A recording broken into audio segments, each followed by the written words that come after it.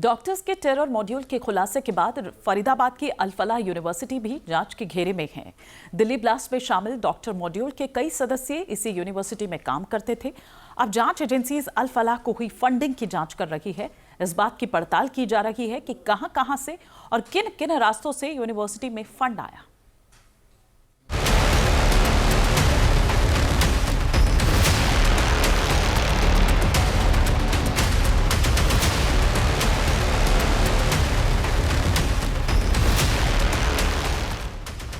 दिल्ली को दहलाने की साजिश के तार अल फलाह यूनिवर्सिटी से भी जुड़ते दिख रहे हैं।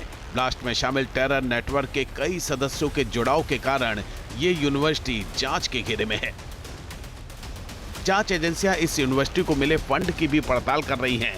जांच में ईडी भी शामिल हो गई है और मनी लॉन्ड्रिंग के एंगल से पड़ताल आगे बढ़ रही है। सवाल यह है कि बिना हवाला, बिना क्रिप्टो करेंसी के कैसे हुई अल फलाह यूनिवर्सिटी की गैर कानूनी फंडिंग? क्या ओवर बिलिंग मॉडल था अल फलाह चैरिटेबल ट्रस्ट की हवाला फंडिंग का स्रोत? अल फलाह चैरिटेबल ट्रस्ट और उससे जुड़े संस्थानों पर ईडी का शिकंजा कस गया है। जांच एजेंसी की नजर अब दुबई निवासी ओसामा अख्तर पर है, जो इस संस्थान की गवर्निंग बॉडी का सदस्य बताया जाता है। जांच की दिशा इस बात पर केंद्रित है कि क्या ट्रस्ट ने ओवर बिलिंग की, क्या फेक इनवॉइसिंग की गई, क्या कैपिटल एक्सपेंडिचर की वैल्यूएशन बढ़ाकर दिखाई गई, क्या ये सब कुछ हवाला रूट से फंडिंग के लिए किया जाता था?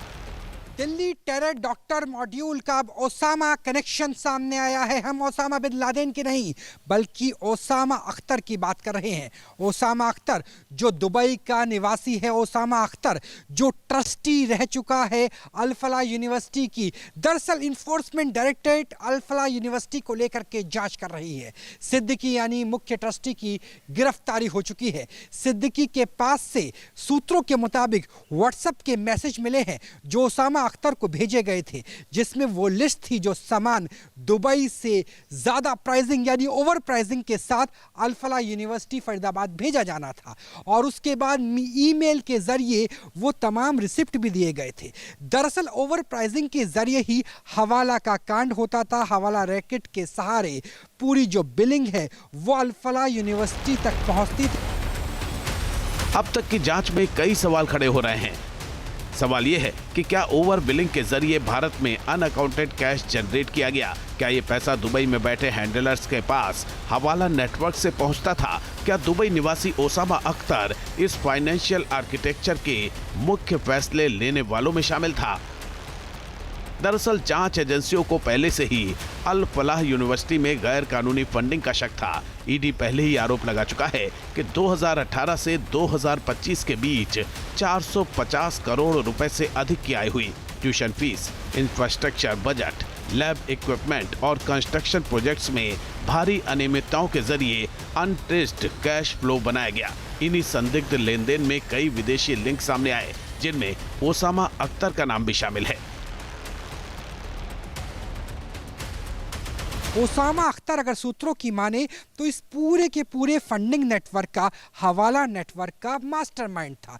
कई ऐसी कंपनियां थी जिस कंपनी का प्राइस दुबई में तो बहुत ज़्यादा था, लेकिन भारत में उस सामान की ना तो मान्यता थी और ना ही लागत बताई जाती थी। लेकिन फिर भी ना सिर्फ टैक्सेशन से बच करके बल्कि ओवर फंडिंग के लिहाज से पूरा फंडिंग नेटवर्क बनाया जाता था।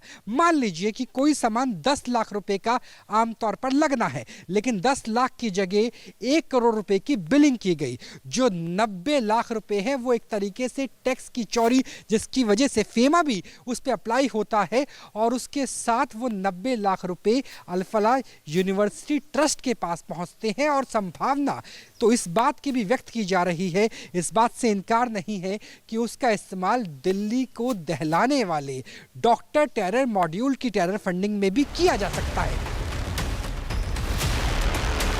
ईडी की अब तक की जांच के मुताबिक कंस्ट्रक्शन, लैब सेटअप और डेवलपमेंट प्रोजेक्ट्स में बढ़ा चढ़ाकर बिल लगाए गए। स्थानीय हवाला नेटवर्क के जरिए एक्स्ट्रा कैश ट्रांसफर किया गया। हवाला के जरिए ओसामा अख्तर से जुड़े अकाउंट्स और इकाइयों में क्रेडिट एंट्री हुई। यही पैसा विदेशी दान, इंफ्रा सपोर्ट या कंसल्टेंसी फीस दिखाकर वापस भारत लाया गया। ईडी इसे एक सर्कुलर लॉन्ड्रिंग मॉडल मानकर चल रही है। अब पड़ताल इस बात की भी हो रही है कि कहीं इसी गैर कानूनी पैसे का इस्तेमाल टेरर फंडिंग में तो नहीं हुआ। सवाल ये भी है कि क्या इसी पैसे से टेरर के डॉक्टर मॉड्यूल की फंडिंग हुई और दिल्ली ब्लास्ट को अंजाम दिया गया। दिल्ली से राहुल डबास के साथ टीम न्यूज़ नेशन।